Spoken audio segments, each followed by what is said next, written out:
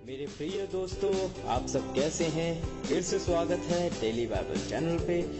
और क्या आप बाइबल के अंदर की गहरी बातें जानना चाहते हैं? तो चलिए शुरू करते हैं। जैसा कि मैंने पहले भी बताया था कि बाइबल में 1189 अध्याय और 31,173 वचन हैं। पर क्या आप जानते हैं कि जब बाइबल को लिखा जा रहा था उनके लेखकों के द्वारा, क्या तब उन्होंने अध्यायों को मायने दिए या फिर वचनों को मायने दिए? जैसा कि आज हम देखते हैं अध्याय और वचन। उन्होंने बाइबल को लिखा बिना किसी अंतराल के एक ही क्रम में। कहने का तात्पर्य यह है कि पहले ना तो कोई अध्याय था ना ही कोई वचन, सिर्फ बाइबल एक ही क्रम में लिखी गई थी। पर मैं आपको बताना चाहता हूँ कि 1228 ईस्वी में स्टीफन लैंगटन नामक एक व्यक्ति ने बाइबल को अध्यायों में बांटा। पुराने नियम को बांटा गया वचनों के क्रम में 1448 ईस्वी में आर नाथन के द्वारा, और नए नियम को बांटा गया वचनों के क्रम में 1551 ईस्वी में रॉबर्ट स्टीफनुस के द्वारा। पहली बाइबल 1560 ईस्वी में पूरी की पूरी बन गई थी। तो चलिए बात करते हैं बाइबल के अंदर की। तो मैं आपको बताना चाहता हूँ कि पुराने नियम में जो किताब बिल्कुल बीच में है उसका नाम है नीति वचन, और नए नियम में जो किताब बिल्कुल बीच में है वो है दूसरा थेसलोनिकियों। पुराने नियम में 23,214 वचन हैं और नए नियम में 7,959 वचन हैं। पूरी बाइबल में जो वचन बिल्कुल बीच में है वो है भजन संहिता 103 अध्याय, उसका 1 और 2 वचन।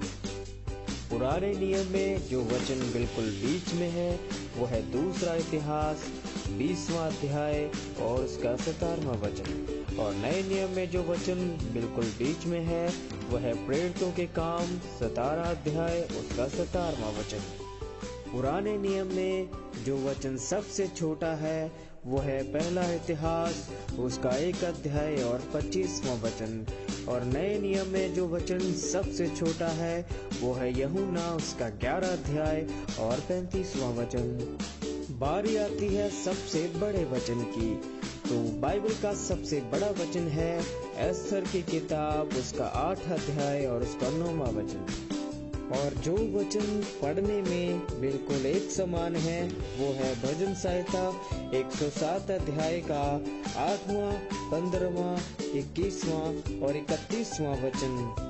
पुराने नियम में 929 अध्याय हैं और नए नियम में 260 अध्याय हैं।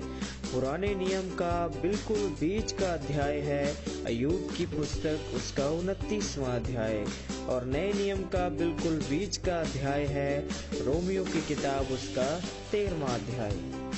और जो अध्याय बाइबल के बिल्कुल बीचों बीच है वो है भजन संहिता 117 अध्याय, और साथ ही में ये बाइबल का सबसे छोटा अध्याय भी माना जाता है।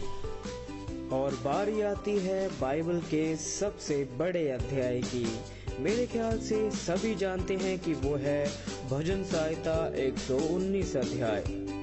जो अध्याय पढ़ने में बिल्कुल एक समान है वो है दूसरा राजा और उसका 19वां अध्याय और यशाया की किताब उसका 37वां अध्याय। बात करते हैं सबसे बड़े शब्द की।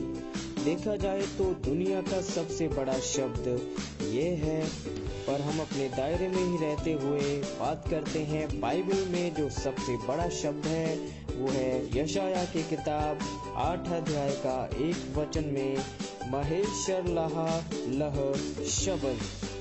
और जो शब्द बाइबल में सिर्फ एक बार आया है वो लिखा है दूसरा तिमोथियस उसका 1 अध्याय का 5वां वचन। इंस्ट्रूमेंट्स यानी कि साज इसको नहीं पसंद, मुझे तो गिटार बहुत पसंद है। पर क्या आप जानते हैं कि बाइबल में सबसे पहला इंसान कौन था जो साज बजा सकता था? कुछ लोग सोचते हैं दाऊद, पर मैं आपको बताना चाहता हूँ कि आप पढ़िए उत्पत्ति की किताब चौथा अध्याय और उसका 21वां वचन। वो आदम के बेटे कैन के वंश से एक युबाल नाम का व्यक्ति जो सबसे पहले साज बजाने का माहिर हुआ। तो मेरे प्रिय दोस्तों, आज की ये वीडियो यहीं समाप्त होती है। आपका बहुत बहुत शुक्रिया इस वीडियो को देखने के लिए, और मैं आपसे निवेदन करता हूँ कि प्लीज़ हमारे चैनल को सब्सक्राइब ज़रूर करें और इस वीडियो को शेयर ज़रूर करें। और मैं फिर लौटूंगा बाइबल की कुछ और बातें लेकर। तब तक के लिए गॉड ब्लेस यू ऑल। हमेशा खुश रहिए, आबाद रहिए। बाय।